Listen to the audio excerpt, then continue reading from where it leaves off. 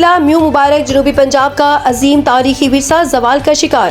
قلعہ میو مبارک جنوبی پنجاب کی تاریخ، ثقافت اور ورثے کا وہ انمول خزانہ ہے جس نے صدیوں تک اپنی شان و شوکت سے اس خطے کی شناخت کو روشن رکھا، مگر افسوس کہ حکومتی عدم توجہ، فنڈز کی کمی اور مناسب دیکھ بھال نہ ہونے کے باعث یہ تاریخی ورثہ اب تیزی سے اپنے آثار کھوتا جا رہا ہے۔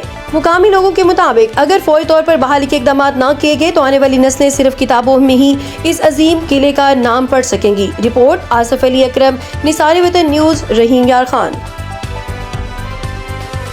جی، اس وقت میں موجود ہوں رحیم یار خان سے 12 کلومیٹر شمال کی جانب قلعہ میو مبارک کے اوپر۔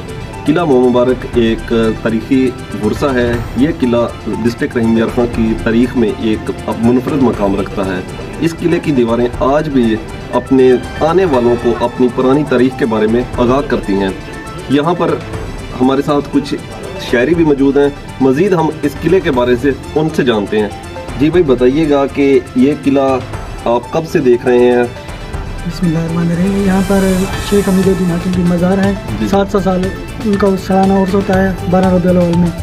ہمارے ساتھ ایک اور بھی شاعری موجود ہیں، ہم ان سے اس قلعے کے بارے میں پوچھتے ہیں۔ جی سر، آپ بتائیے گا، آپ یہاں پہ ہیں، آپ نے قلعے پہ کیا دیکھا ہے اور آپ اس کے بارے میں کیا جانتے ہیں؟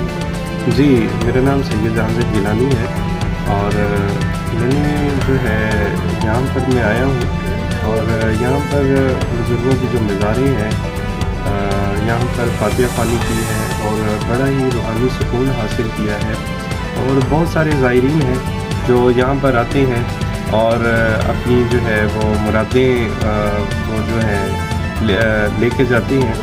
اور یہ ایک قدیمی ورثہ بھی ہے، یہ بر صغیر کا ایک قدیمی ورثہ بھی ہے، اور میری حکومت وقت سے گزارش ہے کہ اس ورثے کی دیکھ بھال کے لیے بھی خصوصی اقدامات جو ہیں وہ کیے جائیں۔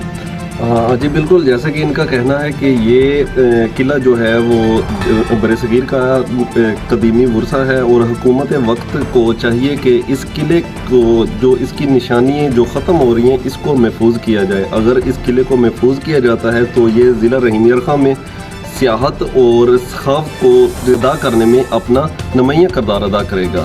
جی، نثار وطن سے آصف علی اکرم۔